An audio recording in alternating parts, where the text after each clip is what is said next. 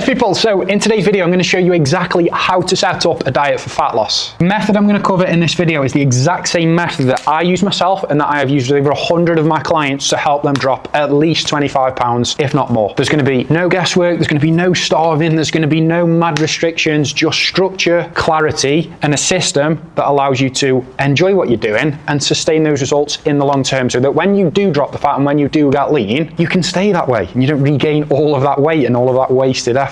So step number one, the most important part is to set targets. Get out of this mindset. Do not have in your head that you want to lose as much as possible, because the quicker that you lose weight, the easier it is to regain that weight. So you want to take things nice and steady. Rushing the process, trying to get as much as possible off as quickly as possible is the exact reason that you go around in these yo-yo cycles. You lose the weight and you regain it, and you lose the weight and you regain it, and you never get anywhere. You always end up straight back to where you were when you first started. So as a general rule of thumb for any sort of weight loss journey, we want to be looking at losing 1% of our body weight per week. Now, that's a B.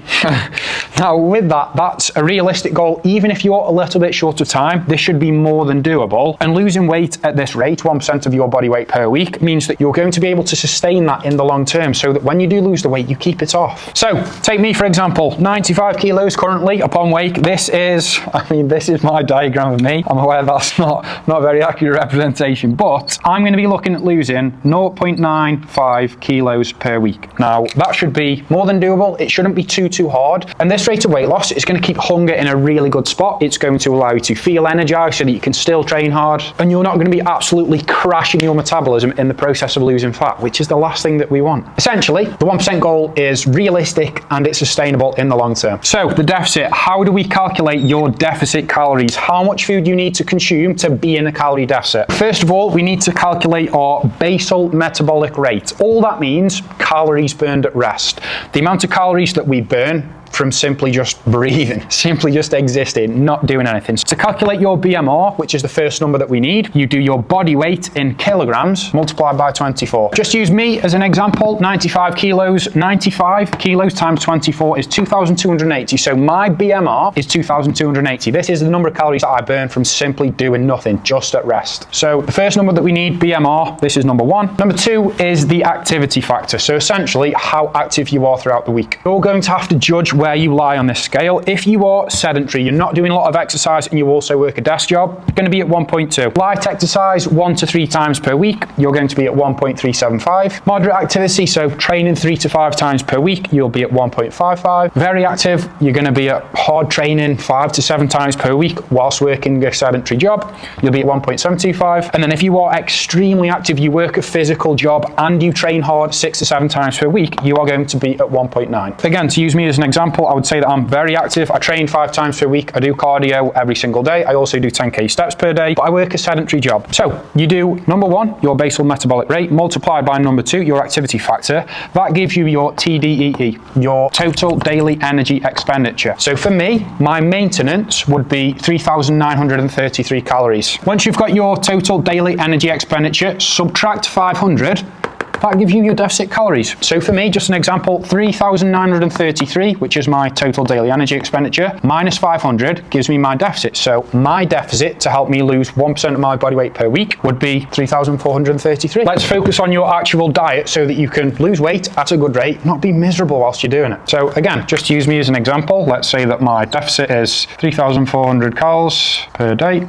I'm at the point now where I've said this so many times, I might get it tattooed on my forehead. So 1 gram of protein per pound of body weight. So my body weight, 95 kilos, 209.4 pounds. So 1 gram of protein per pound of body weight equals 209 g of protein. Next up, fats. We want 50 grams of healthy fats coming from foods like avocado, dark chocolate, whole eggs, olive oil, butter is okay too. And then you simply just want to fill the rest of your calories with carbs, good carbs, potatoes, oats, rice, sourdough bread, wraps if you're short for time. So let's dive into the meal structure. Now then, my diet structure, 3.4k calories, 210 protein, 50 fats, and whatever I can fit in with carbs. So for my meal structure, I'm going to consume 5 meals per day. This is where you would have to sit down and figure out how many meals you can fit in the day. Work might obstruct your timing, so you may only be able to eat 3 or 4 times a day with some snacks. So this is something that you have to figure out. So once you've decided how many meals you're going to have during the day, try and split your calories equally. So I need to hit 3.4k calories.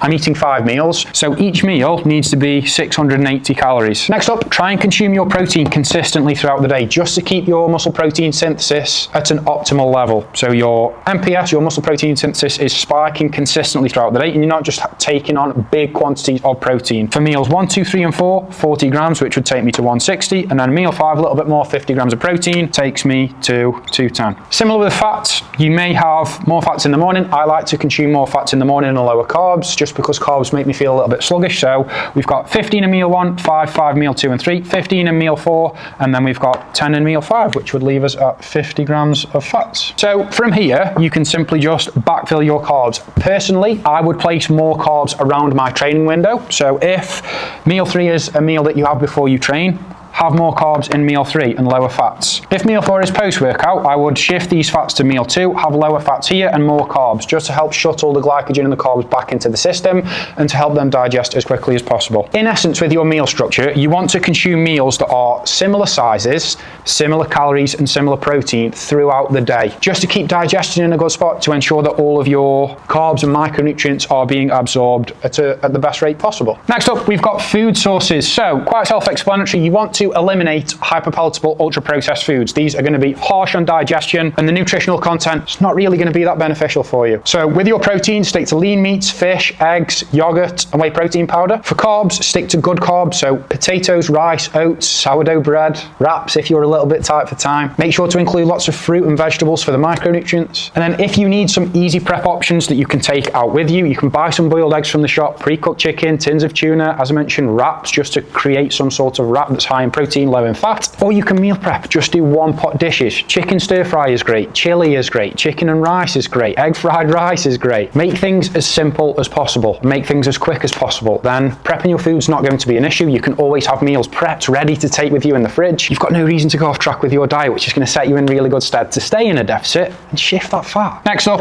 80-20 flexibility. Now, this is as a bare minimum. The less flexible you can be, the better in terms of results. However, if you're someone who likes to go out for a meal, or you like to go out for a couple of drinks, or you like to have a sweet treat, having that element of flexibility in there, having that 20% in there, is going to allow you to stay on track, because you'll have a meal to look forward to, or you'll have some drinks to look forward to.